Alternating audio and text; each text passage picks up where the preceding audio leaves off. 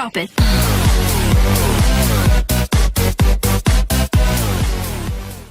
Hi, எல்லாரும் எப்படி இருக்கிறீங்க? நான் நல்லா சுகமாக இருக்கேன். நீங்கள் எப்படி இருக்கிறீங்கன்ட்டு கமெண்ட் பாக்ஸில் கமெண்ட் பண்ணுங்கள்.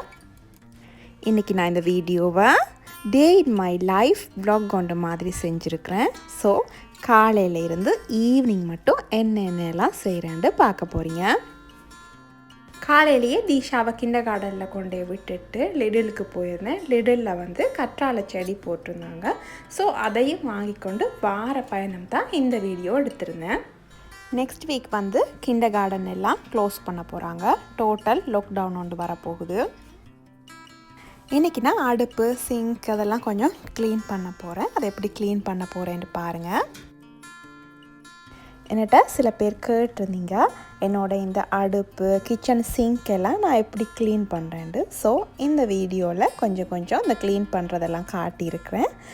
இதில் நான் விட்ட மாதிரி பால் மாதிரியான ஒரு லிக்விடை யூஸ் பண்ணி தான் இந்த அடுப்பை க்ளீன் பண்ணுறது. கிண்டர் கார்டனுக்கு போகிறதுக்கு முதல்லையே இந்த லிக்விடை போட்டுட்டு போயிட்டேன். இப்போ ஒரு 3 hours ஆகிட்டது. இந்த லிக்விட் வந்து காஞ்சிட்டுது. இனி ஒரு டிஷ்யூ பேப்பரால் இதை அப்படியே துடைச்சி விட போகிறேன். எனக்குமே இந்த அடுப்பை புதுசாக ஃபிட் பண்ண நேரம் எப்படி க்ளீன் பண்ணுறது, என்னென்ன லிக்விட் யூஸ் பண்ணுறதுன்னு தெரியாது. பிறகு இங்கே இருக்கிற என்னோடய ஃப்ரெண்ட்ஸ் மார்கிட்ட கேட்டு தெரிஞ்சுக்கிட்டேன்.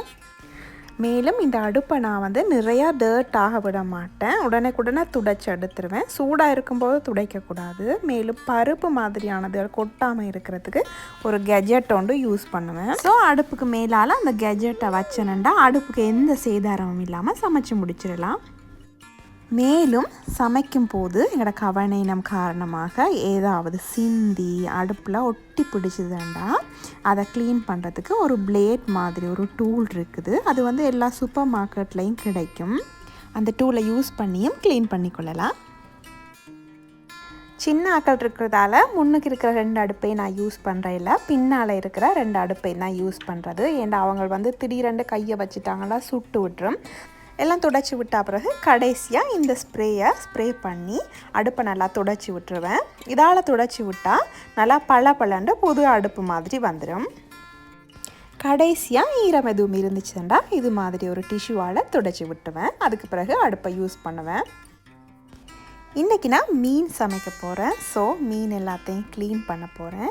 மீன் க்ளீன் பண்ணுறதுக்கு நான் வந்து சிசர்ஸ் யூஸ் பண்ணுவேன்.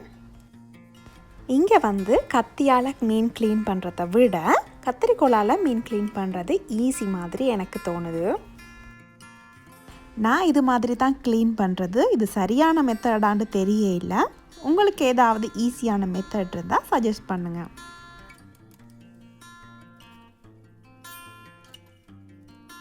இனி நான் மீண்ட தலைப்பகுதியை க்ளீன் பண்ண போகிறேன். தலைப்பகுதியை வெட்டி கொள்வது தான் கொஞ்சம் கஷ்டமாக இருக்கும். ஆனால் கத்திரிக்கோள்ன்றதால கொஞ்சம் ஈஸியாக வெட்டிடலாம். மீன் வெட்டும்போது செதிலெல்லாம் பறக்கும். ஸோ பழைய புல்லோவரோண்டு தான் போட்டிருக்கிறேன். புல்லோவரும் போட்டுக்கொள்வது, அதுக்கு மேலால் ஏப்ரனும் கட்டி கொள்வது. ஏன்னா இந்த செதிலெல்லாம் தெரிச்சுதுண்டா மணக்கும். ஸோ அதெல்லாம் க்ளீன் பண்ணுறதுக்காக நான் வந்து ஒரு ஏப்ரனும் பழைய புல்லோவரோண்டும் போட்டுக்கொள்வது. மீனில் இருக்க அழுக்கெல்லாம் க்ளீன் பண்ணிவிட்டு ஒரு கழுவி எடுத்துட்டேன். இனி நான் வந்து மீனை துண்டுகளாக வெட்டி கொள்ள போகிறேன்.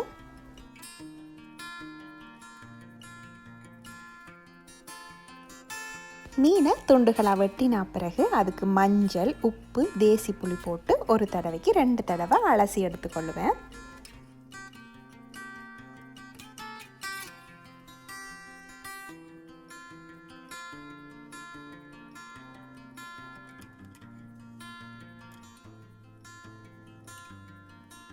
மீனெல்லாம் நல்லா க்ளீன் பண்ணி வெட்டி கழுவி முடிஞ்ச பிறகு இந்த சிங்கில் வந்து மீன் மணம் நிற்கும். ஸோ மீன் மணம் போகிறதுக்காக நான் வந்து இதில் யூஸ் பண்ண லெமனை சிங்க் பூராவும் நல்லா தேய்ச்சி கழுவி விட்டுருவேன். கிச்சன் சிங்கை நீங்கள் லெமனால் நல்லா தேய்ச்சி கழுவி விட்டீங்கன்னா மீன் மணமோ இல்லாட்டி நீங்கள் இறைச்சி வெட்டினீங்கன்னா கூட இந்த லெமன் தேய்ச்சி நல்லா கழுவி விட்டீங்கன்னா லெமன் வாசனை தான் இருக்குமே தவிர அந்த வெடுக்கு மணம் இருக்காது. இன்றைக்கி நான் லஞ்சுக்கு கோவா வரை, அதாவது முட்டைகோஸ் பொரியலும் மீன் குழம்பு வந்து செட்டிநாடு ஸ்டைலில் வச்சுருக்கிறேன். இது ஒரு யூடியூப் சேனலில் இருந்து பார்த்து தான் இந்த செட்டிநாடு ஸ்டைலில் மீன் குழம்பு வச்சுருக்கிறேன். இந்த மீன் குழம்பு வந்து மண் சட்டியில் வச்சதாலேயோ தெரியல, அப்படி ஒரு டேஸ்ட்டாக இருந்தது. புதுசாக நீங்கள் மண் சட்டி வாங்கினீங்கன்னா அந்த மண் சட்டியை எப்படி சீசனிங் பண்ணுறதுன்ட்டு நான் ஒரு வீடியோ போஸ்ட் பண்ணியிருக்கிறேன். விருப்பமெண்டா அதை செக் பண்ணி பாருங்கள். நல்லா கொதிக்க தொடங்கின பிறகு தான் நான் வந்து மீன் எல்லாம் போட்டேன். மீன் போட்டு ஒரு 10-15 நிமிஷம் ஆகிட்டு அதுக்கு பிறகு நான் வந்து அடுப்பை ஆஃப் பண்ணிட்டேன்.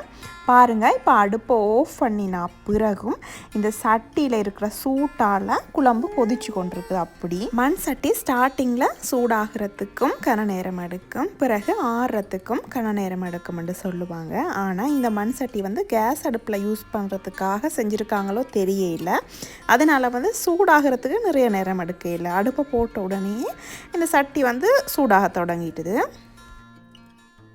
சோறும் ரெடி ஆகிட்டுது. இன்றைக்கி நான் வந்து பாஸ்மதி ரைஸ் தான் போட்டேன். இன்றைக்கி சோறை சாப்பிட்டுட்டே தீஷாவை கூட்டிகிட்டு வரலான்னு நினச்சேன். சமைச்சு எல்லாம் முடிஞ்ச பிறகு தீஷாவை எடுக்க போகணும். தீஷாவை காலையில் 9 மணிக்கு கொண்டே கிண்டர் கார்டனில் விட்டுட்டு நான் 2:30க்கு போய் எடுத்துகிட்டு வரது.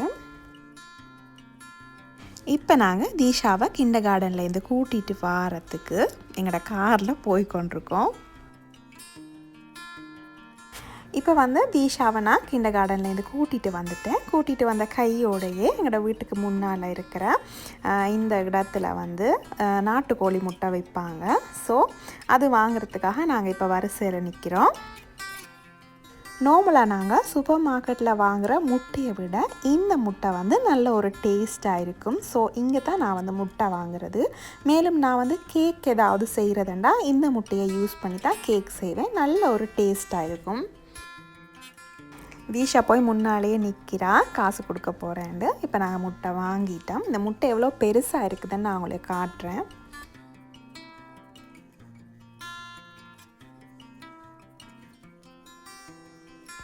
முட்டை விற்கிற ஐயா வந்து 2 கிழமைக்கு ஒருக்கா தான் வருவார். ஸோ 2 கிழமைக்கு ஏற்ற மாதிரி நான் வந்து முட்டை வாங்கி வச்சுக்கொள்கிறது. இந்த முட்டையை பாருங்கள் எவ்வளோ பெருசாக இருக்குதுண்டு. ஈவினிங்க்கு ஏதாவது ஸ்நாக்ஸ் செய்யலான்னு இருக்கிறேன். சமோசா செய்யலான்னு முடிவு எடுத்துருக்கிறேன். முதல் முறையாக சமோசா செய்ய போகிறேன். அந்த ரெசிபி அவங்களோட ஷேர் பண்ண போகிறேன். ஒனியன் சமோசா செய்ய போகிறதால ஒனியன் சமோசாக்கான ஃபில்லிங்கை ரெடி பண்ண போகிறேன். இப்போ நாங்கள் ஒனியன் சமோசா செய்ய போகிறோம். ஒனியன் சமோசா செய்கிறதுக்காக ஒரு பாத்திரத்தில் எண்ணெய் விட்டுட்டு எண்ணெய் சூடானதும் அதுக்கு உள்ளி போட்டு வதக்கி கொள்ள போகிறேன். உள்ளி வதங்கினதும் கொஞ்சமாக கடுகு, கொஞ்சமாக சீரகம், இஞ்சி தூள் சின்ன துண்டு சாப் பண்ணி, பச்சை மிளகாய் கொஞ்சம் போட்டு இது மாதிரி நல்லா வதக்கி எடுத்துக்கொள்ள போகிறேன். எங்களுக்கு செய்ய போகிற சமோசாவுக்கு தான் நான் பச்சை மிளகாய் எல்லாம் போடுறது. சின்னாக்களுக்கு செய்கிறதுக்கு வந்து பச்சை மிளகாய் ஒன்றும் போடாமல் சும்மா தனியாக வெங்காயத்தை வதக்கி போட்டு அதில் வந்து சமோசாக்கான ஃபில்லிங் செய்கிறது.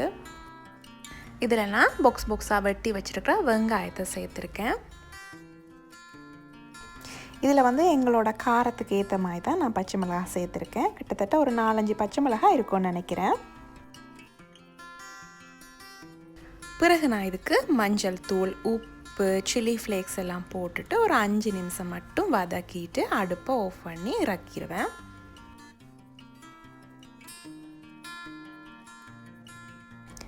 இப்போ நான் ஒரு பாத்திரத்தில் வதக்கின வெங்காயத்தை சேர்த்துக்கொள்கிறேன். அதோட ஒரு 4 பீஸ் கிழங்க நல்லா மசிச்சுட்டு சேர்த்துக்கொள்கிறேன். இது மாதிரி ஒரு பதத்தில் இந்த ஃபில்லிங் இருந்தால் போதும். இந்த வெங்காய சமோசாவுக்கு சிலவங்க வந்து அவல் சேர்ப்பாங்க, சிலவங்க வந்து பொட்டுக்கடலை பவுடர் சேர்ப்பாங்க. ஆனால் நான் வந்து இன்றைக்கி கொஞ்சமாக கிழங்கு சேர்த்துருக்கேன். மிச்சம் இருக்கிற கிழங்க சின்னாக்களுக்கு செய்ய போகிற சமோசாவோட ஃபில்லிங்க்கு யூஸ் பண்ண போகிறேன். இப்போ நீங்கள் பார்க்குறது சின்னாக்களுக்கு செஞ்ச சமோசா ஃபில்லிங். இதுக்கு நான் வந்து கொஞ்சமாக வெங்காயம் போட்டு தாளிச்சிட்டு அதுக்கு கிழங்கையும் தக்காளி பழம் கொஞ்சம் கருவேப்பிலை கொஞ்சம் போட்டு செஞ்சுருக்கிறேன். இதில் நான் வந்து கடைசியாக சமோசாவை செஞ்சுட்டு ஒட்டுறதுக்கான பைண்டிங் ஏஜெண்ட்டை செஞ்சு வச்சுருக்கேன். இந்த சமோசாக்கான பைண்டிங் ஏஜெண்ட்டை செய்கிறதுக்கு நான் வந்து கொஞ்சமாக கோதுமை மாவும் தண்ணியும் சேர்த்துட்டு இது மாதிரி ஒரு பதத்தில் நான் கரைச்சி எடுத்துருக்கிறேன். சமோசா வந்து ட்ரையாங்கிள் ஷேப்பில் இருந்தால் தான் நல்லா வடிவாக இருக்கும். ஸோ இந்த ஷேப்பை நான் வந்து ரோல் சுற்றுற பேப்பரால் எப்படி செய்ய போகிறேன்னு பாருங்கள். முதல்ல நான் வந்து இந்த ஷீட்டை நல்லா விரிச்சிட்டு இந்த பைண்டிங் ஏஜெண்ட்டால் ஷீட்டை 2 பக்கத்தையும் ஒட்டி கொள்ள போகிறேன். இந்த ரோல் ஷீட்டை வந்து நாங்கள் ஒரு யூஸ் பண்ணிவிட்டு திரும்பவும் ஃப்ரிட்ஜில் வைக்க போகும்போது நல்லா ஒரு ஏர் டைட் பேக்கில் கட்டி தான் வைக்கணும். அப்படி வைக்காமல் விட்டிங்கன்னா அந்த ஷீட்ஸ் காஞ்சி போயிடும். எனக்கும் அதுதான் நடந்தது. நான் வந்து ஒழுங்காக கட்டாமல் வச்சுட்டேன். ஸோ நிறைய பேப்பரை வீச வேண்டி வந்துட்டுது. இப்போ நான் 2 மடித்த அந்த ஷீட்டை வந்து இது மாதிரி இந்த பைண்டிங் ஏஜெண்ட்டை யூஸ் பண்ணி ட்ரையாங்கிளாக மடித்து கொள்கிறேன். மடிச்சுட்டு இந்த மூளைக்கும் நல்லா அந்த பைண்டிங் ஏஜெண்ட்டை போட்டு ஒட்டி கொள்ள போகிறேன். இதெல்லாம் கம்ப்ளீட்டாக ஒட்டி முடிஞ்ச பிறகு ஒரு ட்ரையாங்கிள் ஷேப்பில் தான் இருக்கும். இதை இப்படியே விடுற இல்லை. இப்போ நான் வந்து இதை மேலே எடுத்து இப்படி உள்ளால் விரிக்க போகிறேன். இந்த ஏரியாவுக்குள்ளே தான் நாங்கள் வந்து ஃபில்லிங்கை வைக்க போகிறோம். இனி நாங்கள் இதுக்குள்ளே ஃபில்லிங்கை வச்சுட்டு மூடி விட போகிறோம். மூடுறதுக்கும் பைண்டிங் ஏஜெண்ட் கொஞ்சம் யூஸ் பண்ணி நல்லா ஃபில்லிங்கை வெளியில் வராத மாதிரி ஒட்டி விட போகிறோம். இது மாதிரி நான் எல்லா சமோசாவையும் செஞ்சு எடுத்துக்கொள்ள போகிறேன்.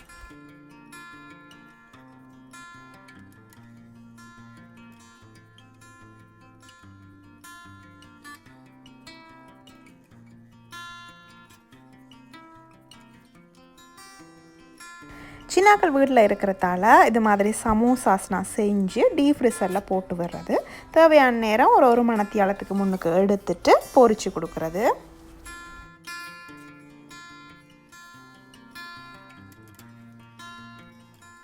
எல்லா சமோசாவையும் இது மாதிரி பேக் பண்ணி எடுத்துட்டேன்.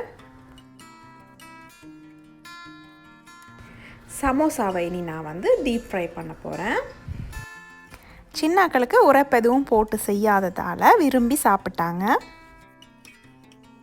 எங்களுக்கு செஞ்ச சமோசா கூட நல்லா டேஸ்டியாக தான் இருந்தது. நான் பயந்து கொண்டிருந்த மாதிரி மோசமாக எல்லாம் இருக்கையில் நல்லா டேஸ்டியாக தான் இருந்தது. நீங்களும் ஒருக்கா ட்ரை பண்ணி ட்ரை பண்ணி பாருங்கள்.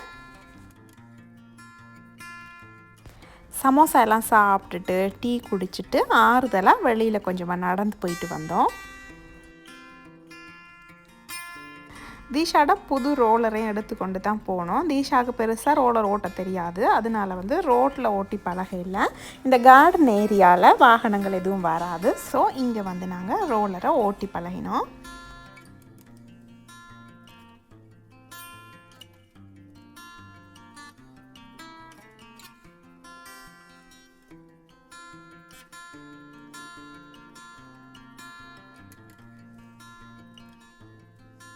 இன்னும் கொஞ்ச நாளில் சம்மர் வரப்போகுது. ஸோ இந்த கார்டன் ஓனர்ஸ் வந்து அவங்களோட கார்டனை வந்து விவசாயம் செய்கிறதுக்காக ரெடி பண்ணி வச்சுருக்காங்க.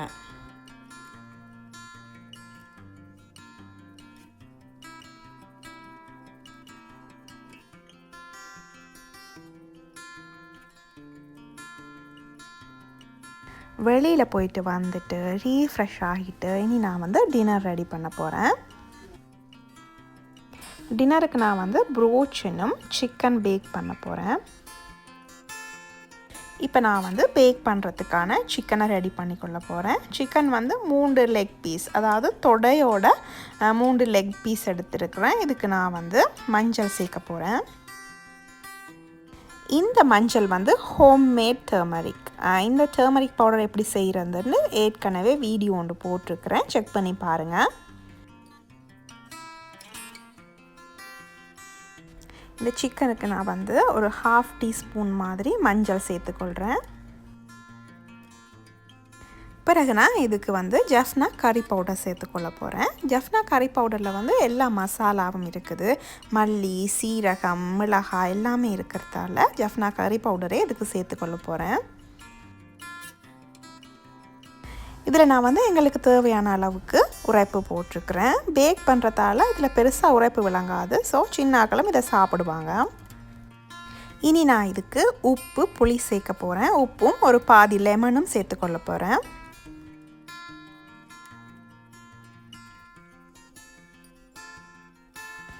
சிக்கனும் மசாலாவும் நல்லா சேர்றதுக்கு இது மாதிரி கலந்து விடுறேன்.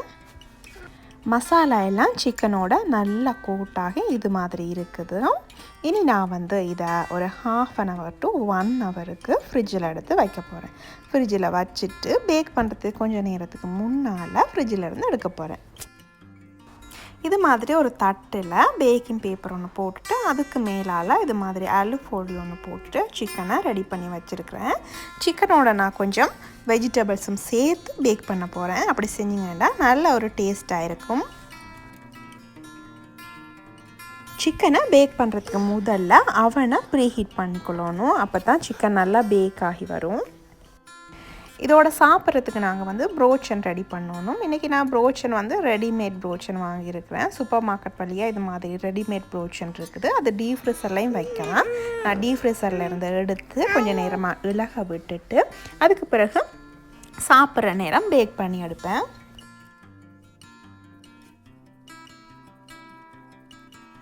சிக்கனை பேக் பண்ணுறதுக்கு போட்டுட்டு நான் கிச்சனில் இருந்து போக போகிறேன். சின்னாக்கள் தனியாக இருக்கிறாங்க. ஸோ அங்கால போயிருக்க போகிறேன். அதனால் வந்து இது மாதிரி ஒரு டிஜிட்டல் அலாம் ஒன்று செட் பண்ணிவிட்டு போக போகிறேன்.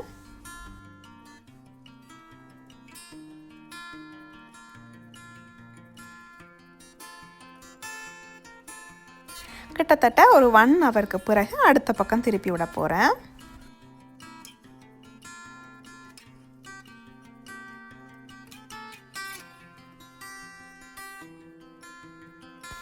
ஒரு 1/2 hourல வந்து பார்த்தா இது மாதிரி சிக்கன் பேக் ஆகி கொண்டிருந்தது.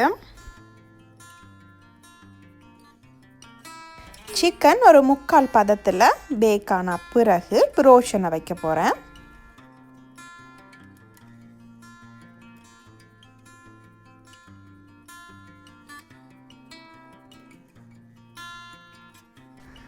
ப்ரோச்சன் வந்து ரெடிமேட் ப்ரோச்சன்ன்றதால ஒரு அரை பதத்தில் வெந்து தான் இருக்கும். ஸோ ஒரு 10 to 12 நிமிஷம் போட்டால் ப்ரோச்சன் பேக் ஆகிரும். இப்போ எங்களோட டின்னர் ரெடி ஆகிட்டது. இதோட இந்த vlog முடிவடைது. நான் நம்புகிறேன் இந்த வீடியோ உங்களுக்கு யூஸ்ஃபுல்லாகவும் இன்ட்ரெஸ்டிங்காகவும் இருந்திருக்குமெண்டு. இந்த vlog உங்களுக்கு பிடிச்சிருந்ததுண்டா தம்ஸ் அப் பண்ணுங்கள். என்னோடய சேனலுக்கு நீங்கள் சப்போர்ட் பண்ண விரும்புனீங்கன்னா இந்த சேனலில் ஒரு சப்ஸ்கிரைப் பண்ணிவிட்டு அப்படியே பக்கத்தில் இருக்க பெல் ஐக்கனையும் ப்ரெஸ் பண்ணி விடுங்க.